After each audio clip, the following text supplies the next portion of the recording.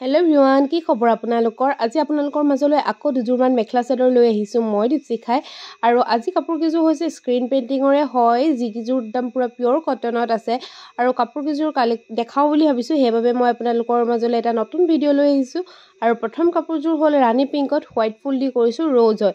আৰু এই কাপোৰযোৰ কাষ্টমাৰে যেনেকৈ কাষ্টমাইজ কৰাইছে মই তেনেকৈ বনাই দিবলৈ ট্ৰাই কৰিছোঁ। আৰু এযোৰ পিংক কালাৰ কাপোৰ, তাতে ডাবল কালাৰ দি আছে, ব্লেক এণ্ড ডাৰ্ক পিংকটো কৰি দিছোঁ। আৰু ৰ'জ ফুল হয়, বৰ ধুনীয়া লাগিছে। আৰু ফুলটো অকণমান আনকমন হয়।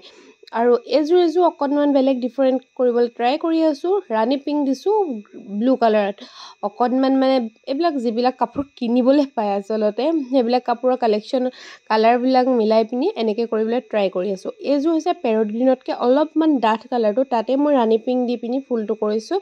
আৰু ফুলটো খুব ধুনীয়া ইউনিক হয়।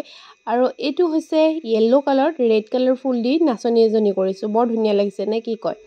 আৰু এইটো হৈছে baby pink colour dark pink কৰিছোঁ। গোটেইকেইযোৰ কাপোৰ আপোনালোকক দেখাই আছোঁ আৰু মেলি কৰি দেখাবলৈ হোৱা নাই, তাৰ বাবে ক্ষমা কৰিব। এযোৰ দুযোৰ দেখাই দিম বাৰু। এইযোৰ ব্লু কালাৰত ছেইম দেখিছে আগত।